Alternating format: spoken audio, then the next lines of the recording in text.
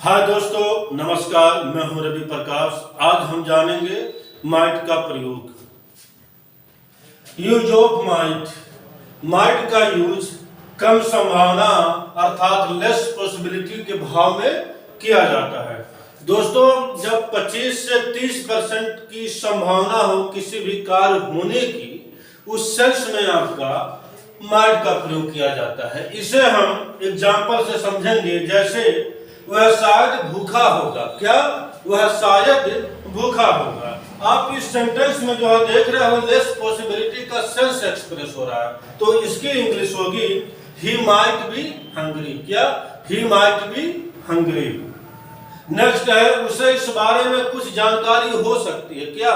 उसे जो है इस बारे में कुछ जानकारी हो सकती है, यानी ऐसी संभावना व्यक्त हो रही है। और वो जो संभावना है वो आपका कम संभावना है, यानी लेस पॉसिबिलिटी है। तो इसकी इंग्लिश होगी he might have some knowledge about this. क्या? He might have some knowledge about this. Next है, मुझे समय मिला तो मैं वहां जा सकता हूं। क्या? मुझे समय मिला तो मैं वहां जा सकता हूं। आप इस वाक्य में भी जो है देख रहे हो, लेस पॉसिबिलिटी का सेंस एक्सप्रेस हो रहा है, तो यहां भी आपका माइट का यूज किया जाएगा दोस्तों। तो इसकी इंग्लिश होगी I might go there if I get time. क्या? I might go there if I get time. Next है, उसके यहाँ आने की संभावना है। क्या? उसके जो है यहाँ आने की संभावना है। यहाँ भी आप जो है देख रहे हो, लेस पॉसिबिलिटी का सेंस एक्सप्रेस हो रहा है, तो इसकी इंग्लिश होगी ही माइट कम हियर। क्या? He might come. नेक्स्ट है, कोई क्रिया हो चुकी है या कोई कार्य हो चुकी है, यह संभावना दर्शाने के लिए माइट का प्रयोग किया जाता है। इसे हम सेंटेंस के माध्यम से समझेंगे दोस्तों। जैसे मुझे लगता है उसने यह किया होगा। क्या? मुझे लगता है उसने यह किया होगा। आप इस वाक्य में जो है देख रहे हो, क्रिया हो चुकी है या कार्य हो चुका है, ऐसी संभावना प्रकट हो रही है। तो इसकी इंग्लिश होगी दोस्तों I think he might have done this. क्या? I think he might have done this. Next है, वह अब तक वहां पहुंच चुका होगा, ऐसी संभावना है। क्या? वह अब तक वहां पहुंच चुका होगा, ऐसी संभावना है। आप इस सेंटेंस में भी जो है देख रहे हो, क्रिया हो चुकी है या कार्य हो चुका है, ऐसी संभावना प्रकट हो रही है, तो यहां भी आपका माइट का प्रयोग होगा दोस्तों। तो इसकी इंग्लिश होगी he might have reached there by now. क्या? He might have reached there by now. Next है, मेरी थैली किसने चुराई होगी। क्या? मेरी थैली किसने चुराई होगी। आप इस सेंटेंस में भी जो है देख रहे हो, क्रिया हो चुकी है या कार्य हो चुका है, ऐसा सेंस एक्सप्रेस हो रहा है, ऐसी संभावना का भाव प्रकट हो रहा है, तो इसकी इंग्लिश होगी who might have stolen my bag. क्या? Who might have stolen my bag. Next है, शायद बस छूट गई होगी या बस छूट गई होगी, ऐसी संभावना है। दोस्तों, आप इस वाक्य में भी जो है देख रहे हो, क्रिया हो चुकी है या कार्य हो चुका है, ऐसा संभावना प्रकट हो रहा है, तो इसकी इंग्लिश होगी the bus might have left या the bus may have left. दोस्तों, हम मे का भी यूज कर सकते हैं। दोस्तों, अब जो हम नेक्स्ट टॉपिक को देखेंगे।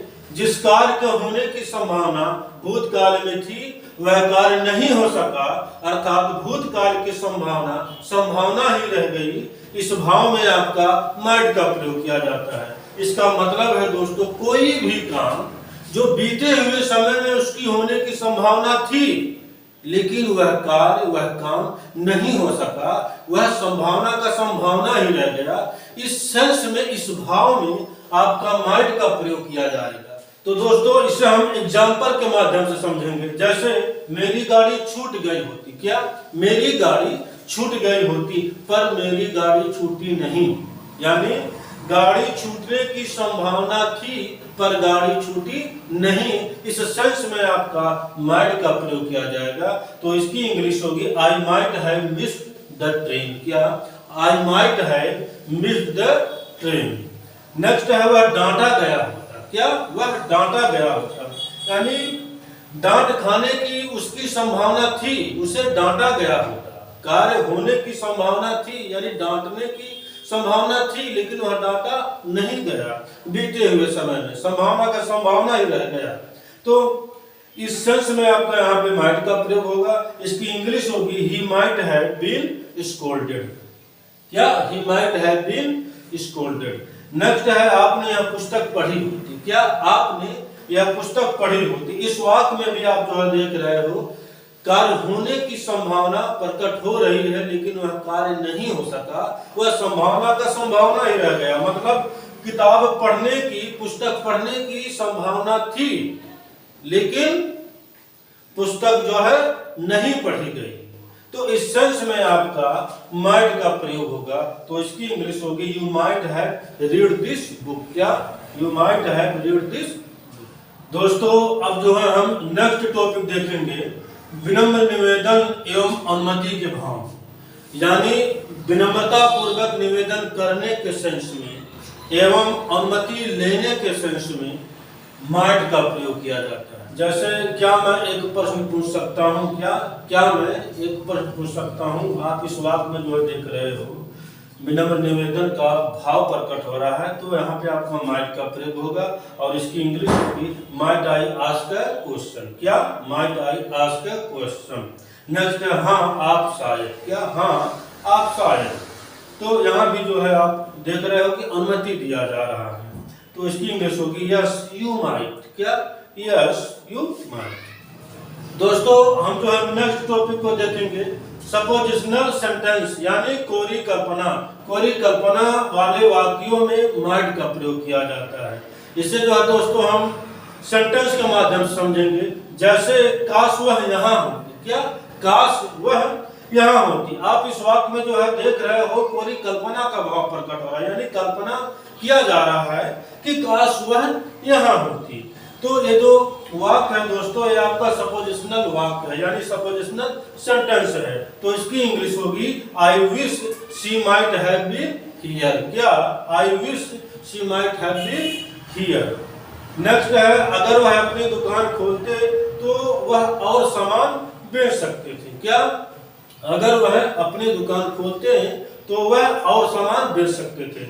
दोस्तों आप इस वाक्य में भी जो है देख रहे हो कल्पना का भाव प्रकट हो रहा है। कल्पना किया जा रहा है कि अगर वह अपनी दुकान खोलते तो वह और सामान बेच सकते थे, यानी इसमें कोई कल्पना का सेंस एक्सप्रेस हो रहा है। और ये जो सेंटेंस है दोस्तों ये सपोजिशनल सेंटेंस है, तो इसमें आपका माइट का प्रयोग किया जाएगा। और इसकी इंग्लिश होगी if he opened his shop he might sell more items. क्या? If he opened his shop he might sell more items. तो दोस्तों ये था आपका माइट का प्रयोग। इसमें जो भी सेंटेंस जहां भी आपको ना समझ में आया हो वो आप जो है कमेंट बॉक्स में आकर के पूछ सकते हैं। Thank you.